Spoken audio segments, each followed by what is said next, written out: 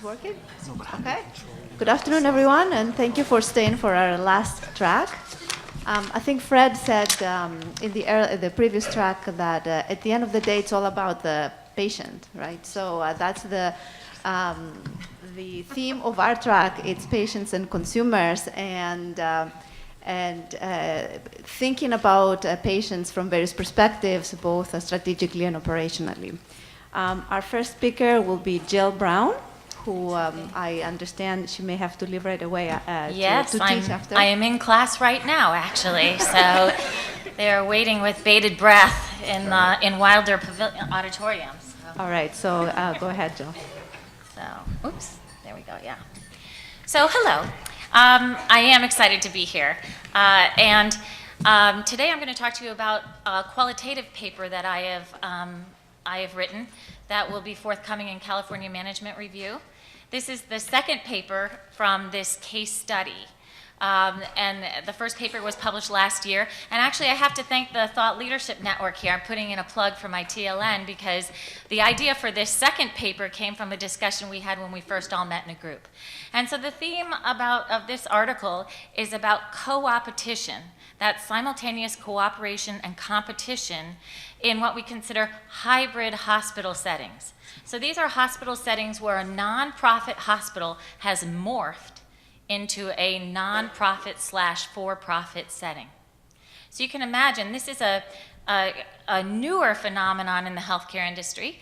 There are a lot of industry explanations for why this happened. And the explanation in the first paper had to do with physicians and their bargaining power and kind of forcing the hand of the nonprofit hospital to change into more of a for-profit organization. This paper is looking at the consequences of that. So we are looking at how nonprofit health hospital administrators are managing the simultaneous cooperation and competition between the for-profit units, which are physician-owned and operated, and the nonprofit hospital. So there are 3 dimensions upon which we study this. We interview a bunch of doctors, a bunch of administrators, some legal experts, and we look at patient placement, physician retention, and physician recruitment as the 3 areas where we see this co-opetition taking place. On the patient placement side of things, there's competition for the patients, meaning when I go in to have my knee examined at the physician's office, and it's found out that I have to have an MRI done, I'm given a set of marching orders to go downtown to the nonprofit hospital because they have the big fancy MRI machine. The revenue stream is being split now between the nonprofit hospital on the one side and the for-profit units on the other. So there's competition for services, revenues from the patients.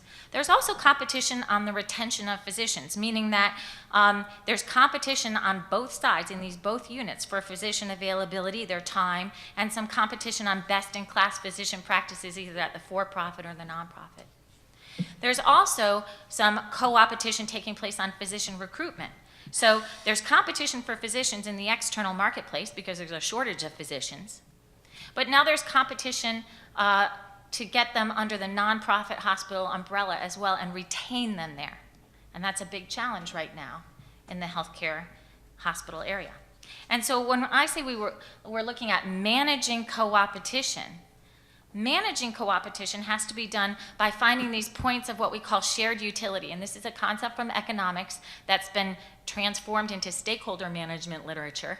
And it's about finding the points of common shared utility that would offer a common value for the nonprofit entity and the for-profit entities. And so looking at points of utility, physicians want control, nonprofit hospitals prefer cost focus, physicians prefer income options, nonprofits prefer a level playing field, but they accept that the current marketplace supports these stratified income options. And when I say that, it's physicians are seeking other alternative income options, while the nonprofit hospitals relying on Medicare and Medicaid reimbursements and private insurance plans. So in the end, physicians want to be appreciated and valued, and the nonprofit hospitals want to reduce turnover. And so we point out these sources of shared utility. And as California Management Review is a very practitioner-oriented, we bullet point these concepts for nonprofit hospital administrators and the way that they can make this co-opetition work between for-profit and nonprofit units. How am I doing? Done. There you go. Boom.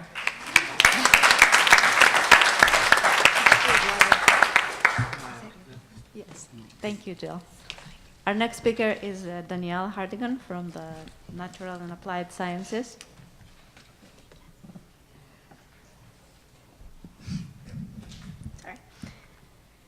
All right, so we all know that pain is an experience that patients don't like, and unfortunately is all too common. So a third of adults experience chronic pain.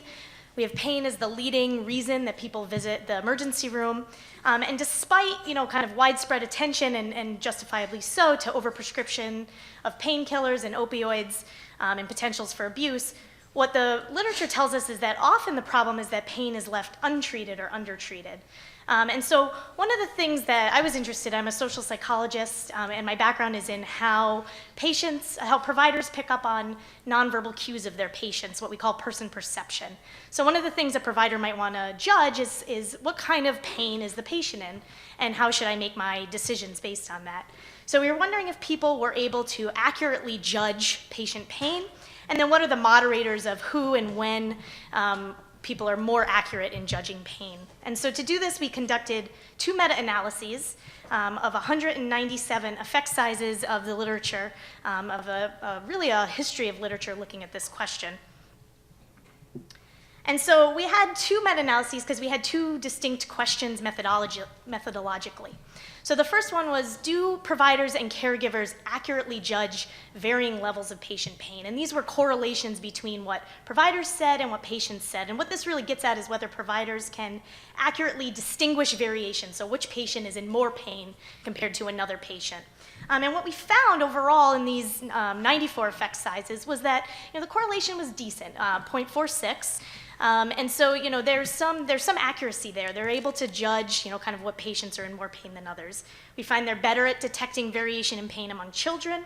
Caregivers are more accurate, and that for cancer pain and burn pain in particular, providers that see quite a bit of pain, they're really good at judging what level of pain different patients are in. Then we also wanted to ask, okay, so not only are they good at judging variation, but are they good at judging do they over or underestimate patient pain systematically? Okay, and these are 2 separate questions. And what we found was that in general, healthcare providers tend to underestimate patient pain, and that caregivers, and this is often spouses and parents, tend to overestimate patient pain. And we found that we see particularly high levels of underestimation when the patient is male as opposed to female, when they're trying to estimate pain in older patients, and we see that there's much more underestimation of pain for acute pain as opposed to chronic pain. So one of the things we're doing now is kind of looking at what kind of facial cues, for example, do people look at when they judge pain, and how can we get providers to more accurately assess patient pain, again, to avoid both the dangers of underprescription and overprescription of pain medication and under and overtreatment of something that's really a huge problem for the patient experience.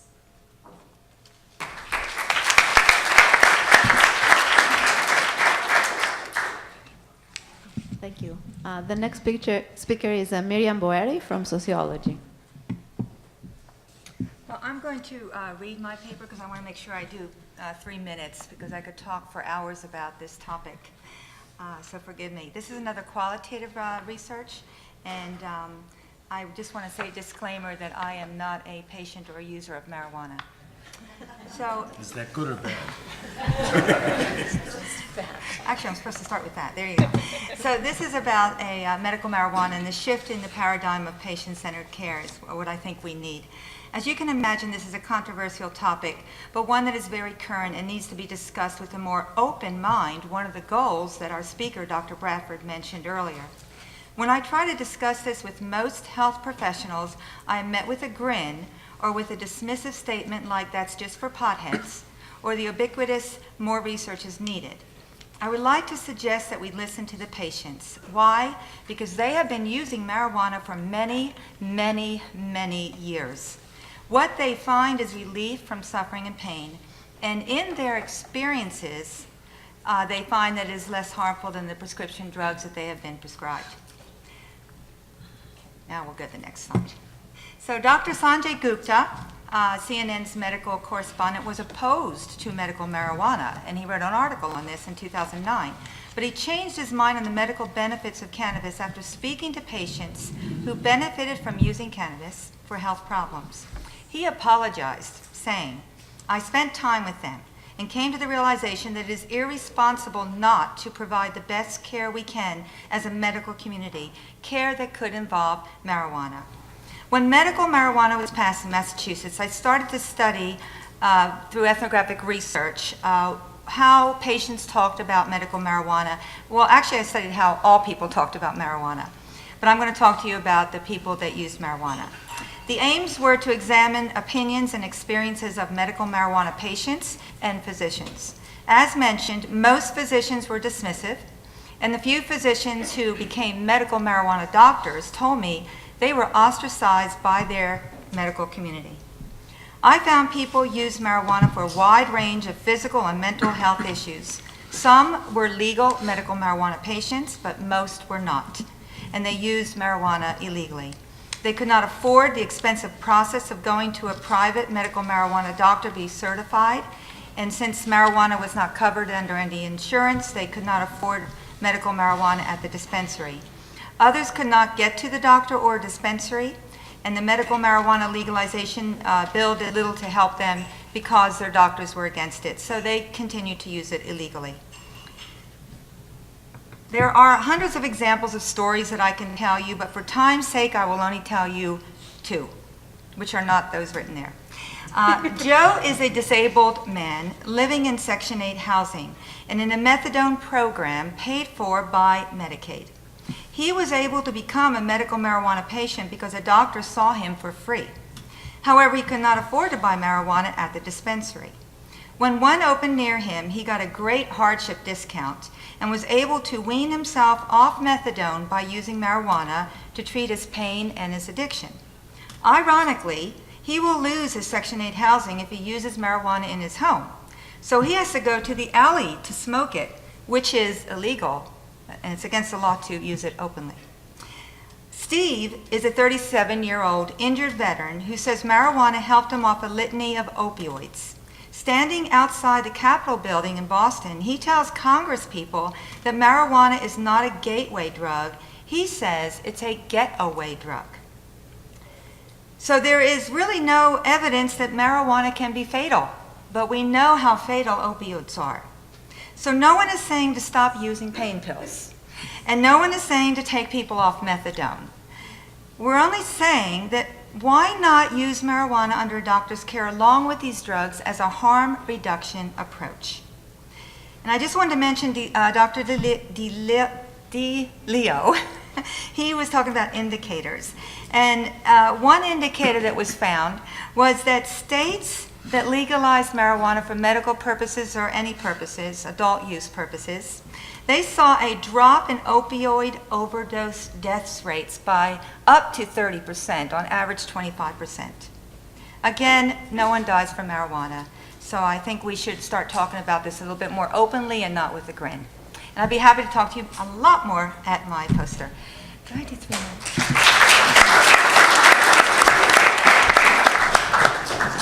Thank you. Our next speaker is Ryan Bolden from the Natural and Applied Sciences. Hi there. I'm our chemist here at Bentley, and most of my work really deals with doing kind of weird things, particularly like taking wood and turning it into flame retardants. I'll let that sit in there. Just think about it. But there's a problem that even if I have the best flame retardant in the world that I make in the lab here, it's not going to make it into the market to affect change for roughly 10 years. That's kind of the product life cycle. So how do you affect change in this field actively right now? And the way you do that is to look at, well, what's currently in the marketplace and if there's any problems with them. Well, new studies just came out this month that say that endocrine disrupting chemicals like these flame retardants are responsible for about $340 billion in annual losses. It's staggering, the cost associated with endocrine disruption. And it's something that we're just starting to pay attention to. About 100 million of this is associated with a certain class of flame retardants that are used here exclusively in the US. They're not used in Europe. And so I started looking at, well, what are flame retardants in, right? And where are the markets? And what are the vulnerable populations to these? Well, here's two examples. Okay, I have two products that are on the marketplace currently. I think you're guessing where the vulnerable population is here, right?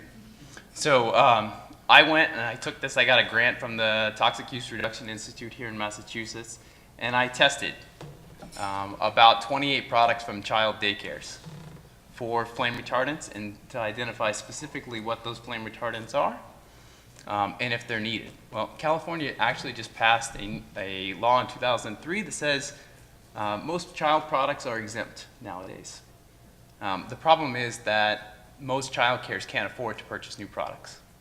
And even then, there's no guarantee that the new products on the marketplace are free of flame retardants. So I went to Babies R Us and looked.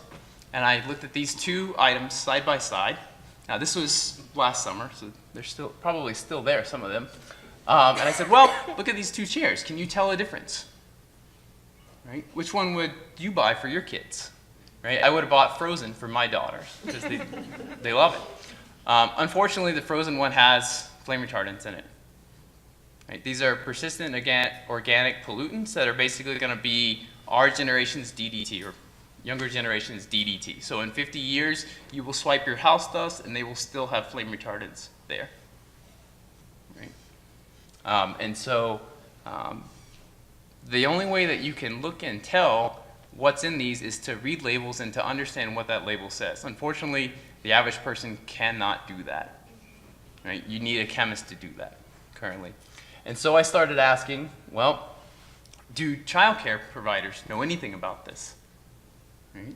And so, and I started looking into it, and you come to find out that children actually have 2 times as many flame retardants in their blood than their mothers do.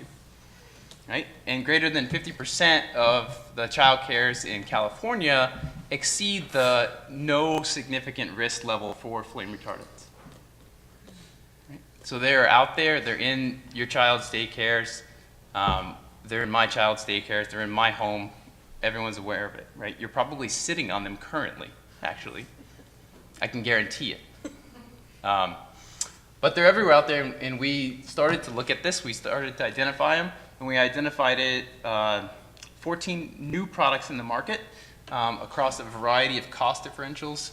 And when we built a replacement program for child cares to say, hey, if you give me your old pack and play where the children sleep or the infants sleep during the day, I'll give you a brand new one, and then I also document the cost it took to do that. And so we have developed a 2-page pamphlet associated with this to give to every child care provider in Massachusetts. And then we also developed a survey that basically says, how do we drive change in the marketplace right now? What are the drivers of change for attitudes towards toxic chemicals? Is it education? Is it income level? Is it the size of your child care? That are, for those providers, are they willing to actively take the steps to learn more and more about how do you phase out the use of these toxic chemicals? So, the paper is in development. The pamphlet is already out. Anyone is available to use it. I'm happy to share it with anyone here. My poster details the results and specific products. There's some very interesting findings that some of the smaller boutique manufacturers are doing a great job of phasing out flame retardants. There's at least one big box store that's not doing it, and not doing it on purpose. And so I have the exact same product manufactured before the exemption and after the exemption, and actually the new one has the next generation of flame retardants, which are just as toxic, if not more so, than the previous ones. We just don't have any toxicity data on them, so they're considered safe here, at least here in the U.S. So, yeah, that's it.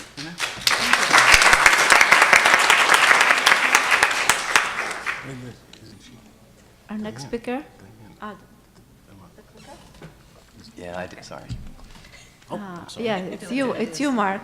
I thought I was the last one. Mark Davis from the management.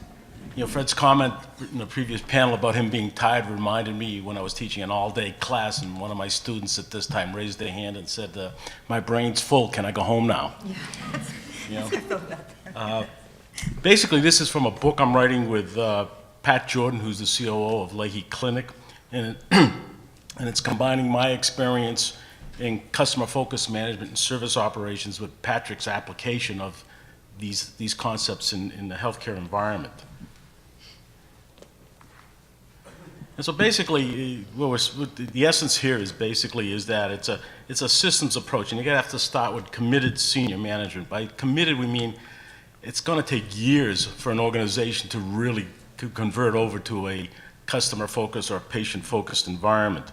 I talked with a fellow named Tom Raffio, who's the president CEO of Northeast Delta Dental, and it's taken him probably close to 5 years before he actually got that organization focused, and they understood that it was going to be a customer-focused organization. Okay, you need to create what we call a service culture, and that everything is focused on the patient.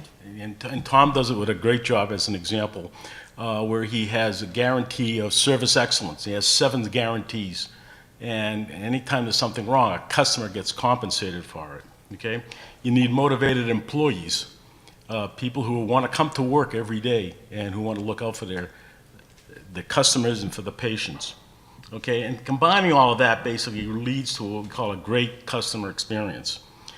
And just as in summary, what we're saying here, okay, is you need motivated, skilled people. Okay, and the difficult part in healthcare, and from what Pat and I have been learning, is the idea of processes and coming up with well-defined processes. And physicians tend to be resistant to having processes forced upon them. Okay, they tend to think of themselves as entrepreneurs and creative type people. And in his book, Checklist Manifesto by Atul Gawande, he talks about a process that he introduced, a checklist into the operating room, where he reduced, I think, infection something like 80%. And he did it another place, and it reinforced the 80%. And it took 17 years before 85% of the doctors in this country adopted that process. Okay, now compare that with the airline industry. They have checklists. They have something like a dozen different checklists for an airplane. And whenever a new checklist or an updated checklist comes out of Boeing, for example, in 30 days, it's adopted by all the pilots around the world, that checklist. I think the main difference is the pilots are in the planes with those checklists are. The doctors aren't on the operating tables, you know? So I think that's an important part of it. The last part is understanding what we mean by service quality. And in my environment, we talk about technical quality and functional quality. Technical quality is the actual procedure, the actual operation. Most of us don't know whether it's good or bad, you know? I remember my father was having a heart operation, and the doctor came. He must have just had some training in bedside management, because surgeons typically don't have that. And he asked my father, there was an alternative, 2 types of valves, and he said to my father, "Which one would you like?" And my father would look under his glasses and looked at the doctor and looked at me, and he's an educated man, and finally said to the doctor, "What would you suggest?" And the doctor recommended 1 valve. My father said, "Fine, that's good." And the doctor leaves, and my father turns to me and says, "How the hell am I supposed to know what kind of valve I'm supposed to have?" You know? But we tend to judge the quality, overall quality of the service by how we're treated. Okay, we don't know the technical quality. Okay, so we judge basically the service by the functional quality. And that's a big part in terms of how people are treated in the hospital or healthcare environment. And I'm going to stop there, because my time is up. Thank you, Mark.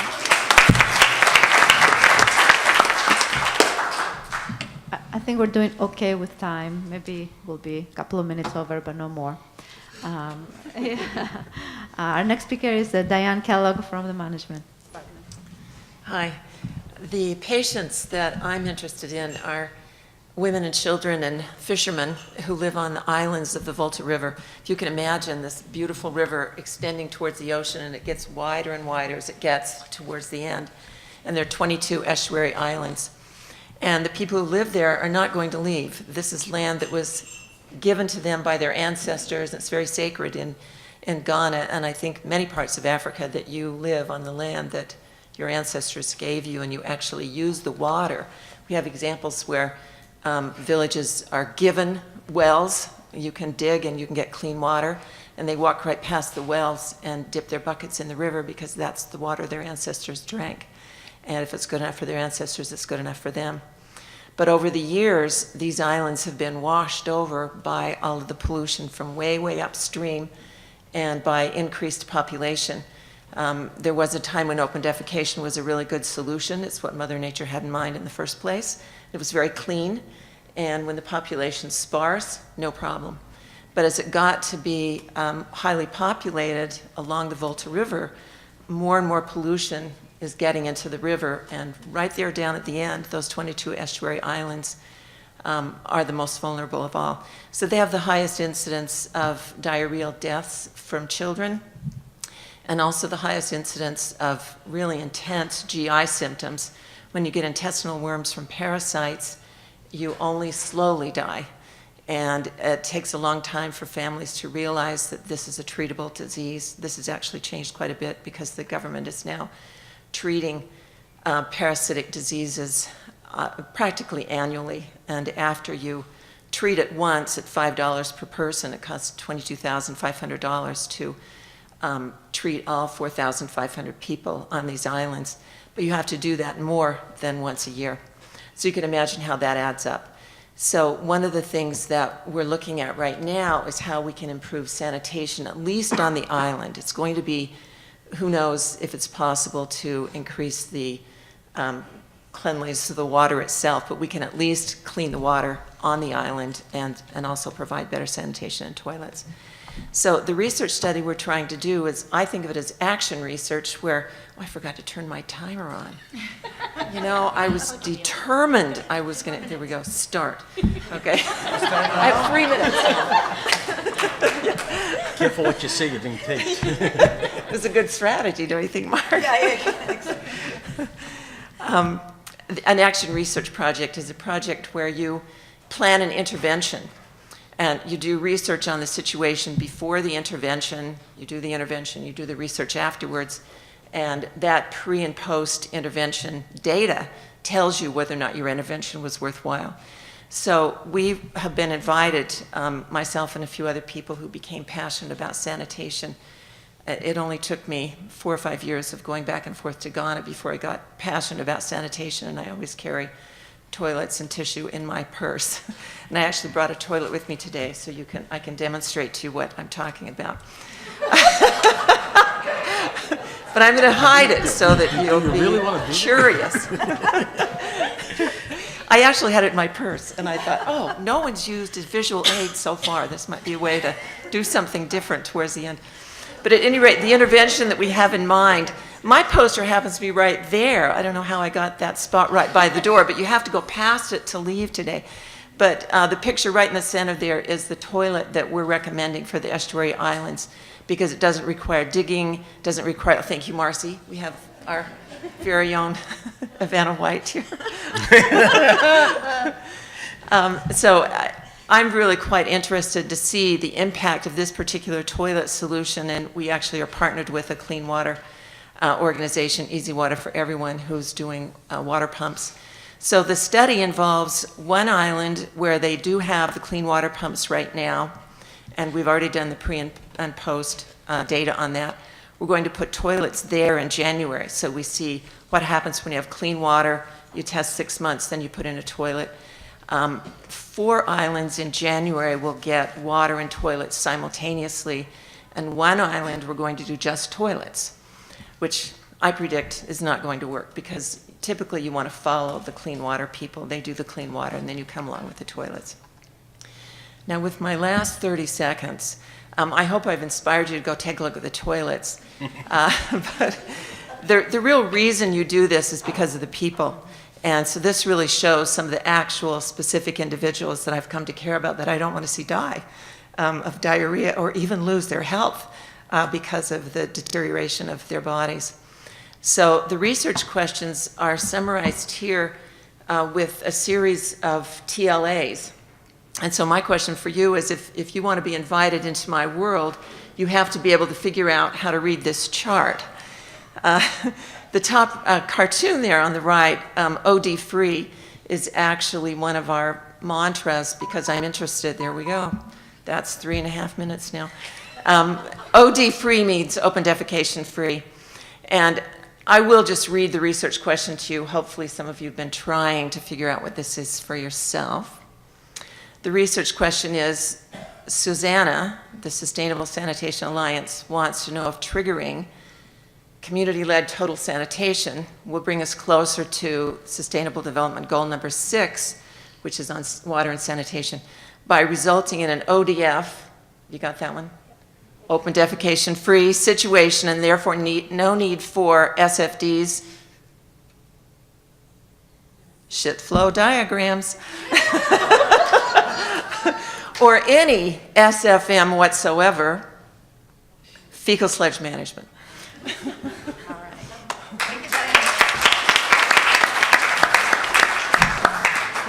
Last but not least, Marco Marabelli from the Information and Process Management Department.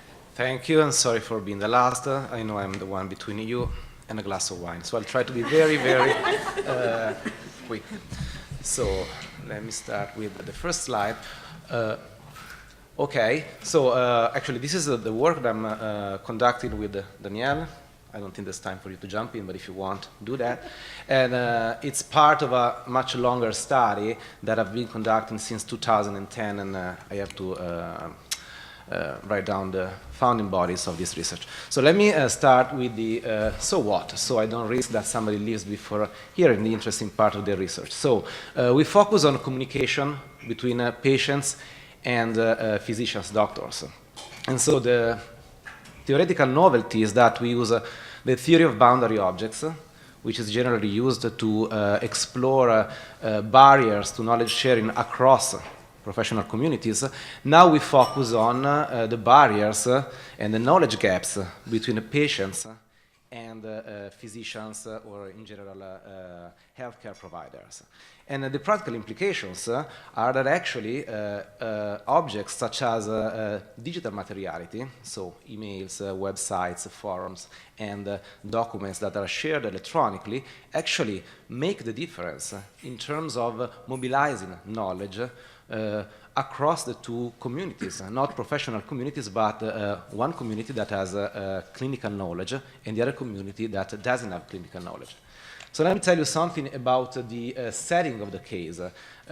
So we are starting a network of healthcare providers in Ottawa, Canada. We went last time in July, I guess, to collect some data, and we can talk to patients which are actually the families of children with complex care needs, so we call them patients, but they are actually families, and then we were able to talk with a lot of carers, providers, doctors, nurses, etc.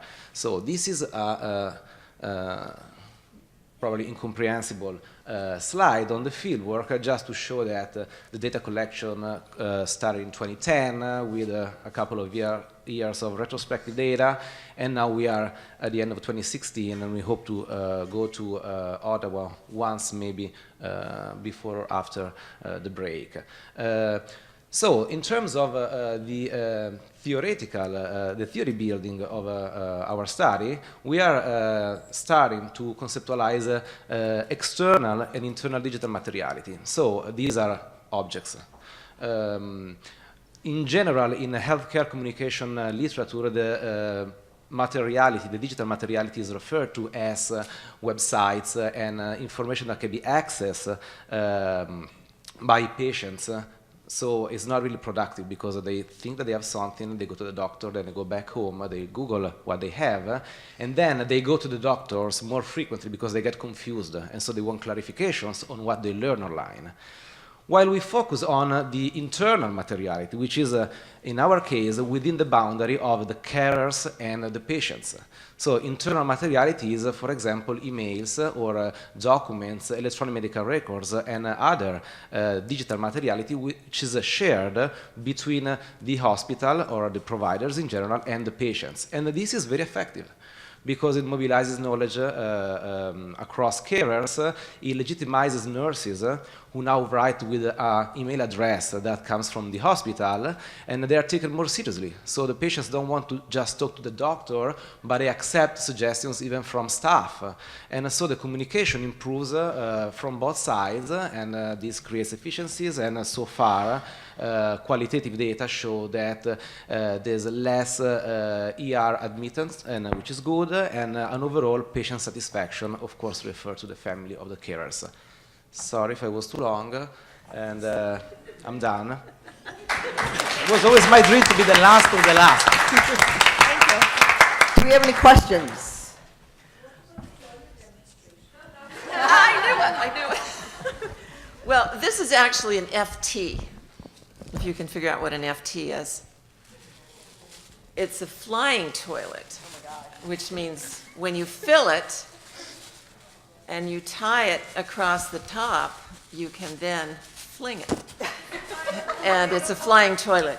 And it's actually a term, it's an actual term that's used, and these islands are covered with these flying toilets, and it's one of the environmental degradation things that we can do something about. Now somebody's got to ask me what MHM is. I'll let you think about that one and ask me later.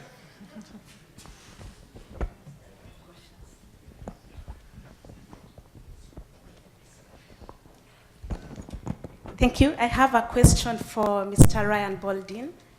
You mentioned one of the approaches you're taking is a door-to-door campaign in the daycares, asking them to exchange their toxic substances with non-toxic ones.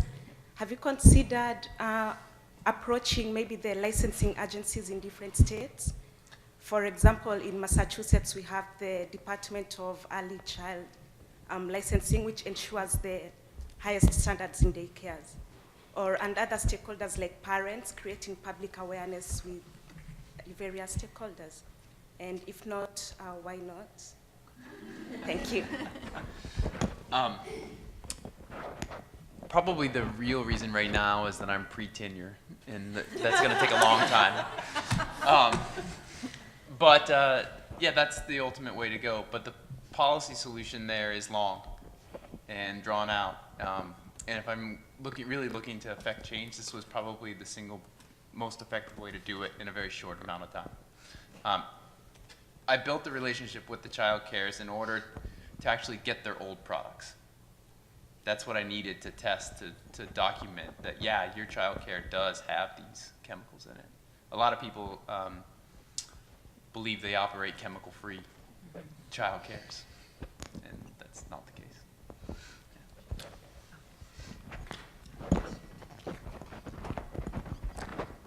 Thank you. My question goes to one of the very interesting presentation made by Mark Davis with regard to a system approach to creating great patient experience. In the hospitality sector, I have seen that a lot of scholarly research papers have been based on various models, especially like the overused model like the cervical model by Zatmel. They have used, they created a model to develop how patients can develop a good service quality, from the service providers, basically from the hospitals.